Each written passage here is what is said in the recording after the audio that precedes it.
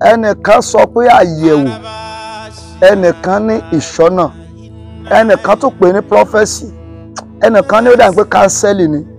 Gbogbo ohun tó ń sọ yẹn ojú kan náà ni gbogbo ẹ̀ wà. Ẹ gbọ́ mi, láìsí àyẹ̀wò báwo lèyẹ ṣe mọ ọmọ tó ń ṣe èèyàn? Mọ́tò dá lójú, ó fàìn gan, ọ̀dà rẹ̀ ń dán, ó ń kọ́ bí kàlákìnì, ṣùgbọ́n lójijì tí mọ́tò yẹn bá rìnrìn àjò bí ìṣẹ́jú díẹ̀ á takú. Kán bá tún gbé jáde níjọ́ kejì ó ń dà láàmú. Mọ́tò yẹn láìṣe pé wọ́n bá ṣe àyẹ̀wò fún, ó lè yẹ pé nǹkan kékeré báyìí ló ń yọ lẹ́nu. Ohun tí mò ń gbìyànjú àti sọ fún ẹ ni pé ó lè dá kó sínbọlẹ̀, kó fáìn gan, kó láṣọ tó dáa, iṣẹ́ gan kó ń wo èèyàn pa iṣẹ́ wo lè yọ lọ pé iṣẹ́ báyìí mo ṣe, ẹnjíníà ni mí, dókítà ni mí, ṣùgbọ́n o lè ní fọ́ọ̀tì kékeré. Fọ́ọ̀tì yẹn dẹ̀rẹ̀ o ò lè mọ̀ fúnra rẹ̀, àfi kán bẹ́ẹ̀ wò. Ohun tí mò ń gbìyànjú àti sọ yìí pé kéèyàn yẹra ẹ̀ wò ó jẹ́ nǹkan tó ṣe kókó, tó ṣe pàtàkì. Ìwé Máàkì sọ wípé ẹ máa gbàdúrà kẹ́ sì máa kíyèsára. Tí nǹkan bá ń dùn fún ẹ, tó ń rówó ná, tó ń wọlé, tó ń lọ láyọ̀, tó ń dé láyọ̀, even gan o nílò àyẹ̀wò. O gbọ́dọ̀ mọ tán plan sílẹ̀ fún ẹ. O ò lè mọ gbogbo ẹ̀. Ẹnìkan sọ pé mi máa ń lálàá, o ò lè fi gbogbo ẹ̀ lálàá.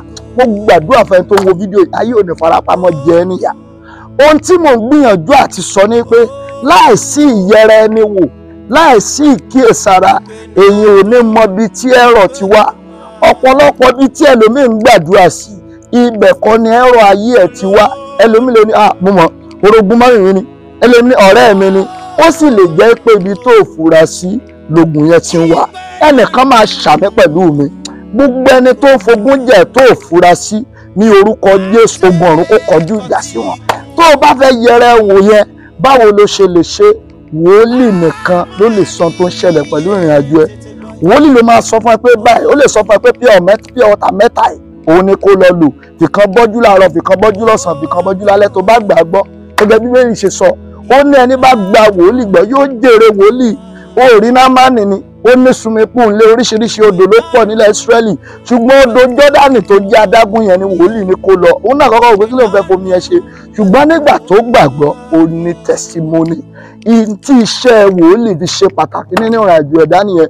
Ẹ̀yin tẹ́ ẹ fẹ́ ga, ẹ̀yin tẹ́ ẹ fẹ́ gòkè àgbà, ẹ̀yin tẹ́ ẹ fẹ́ kù nínú ìṣòro ọjọ́ tó ti pẹ́, jájọ gbàdúrà kí n sọ nǹkan tó ń ṣẹlẹ̀ fún ẹ.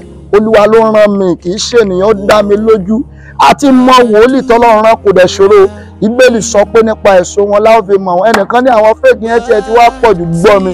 Tí ìwọ bá wọ aṣọ blue lánàá, tí èmi dẹ̀ pàdé ẹ̀ tí mo ríran sí ẹ tí mo sọ fún ẹ pé yẹ́lò ló wọ̀, wà á ti mọ̀ pé nǹkan mi ni mo ń sọ nìyẹn. Mi ò dẹ̀ ní sọ nǹkan mi torí pé Olúwa ló rán mi. My name is Apostle Prophet Oyetola Ọmọládéwúrà. Nọ́mbà mi rè, WhatsApp nọ́mbà mi ni. Wherever you are, distance is not barrier. Lórí igun mẹ́rin àgbáláyé, gbogbo bíkíbi tí ohun ìdè pè ní, jẹ́ kí n gbàdúrà fún ẹ kó o yẹra ẹ wò kí ló ń ṣẹlẹ̀. Nǹkan báyìí ló ní kó ṣe, nǹkan báyìí ló yẹ kó jìnnà sí, oúnjẹ báyìí kò yẹ kó jẹ, irú obìnrin báyìí kò yẹ kó fẹ́, irú nǹkan báyìí lèèyàn gbọ́dọ̀ mójútó. Wò ó, má fara wé èèyàn o. Pákó òun náà fine, glass òun náà fine, ṣùgbọ́n tá a bá sọ pákó lulẹ̀ a máa tún mọ́, ṣùgbọ́n tá a bá sọ glass lulẹ̀ ó máa pieces ni o. Ayé ò ní rí yamayama lórúkọ Jésù. Kọ nọ́mbà ìsílẹ̀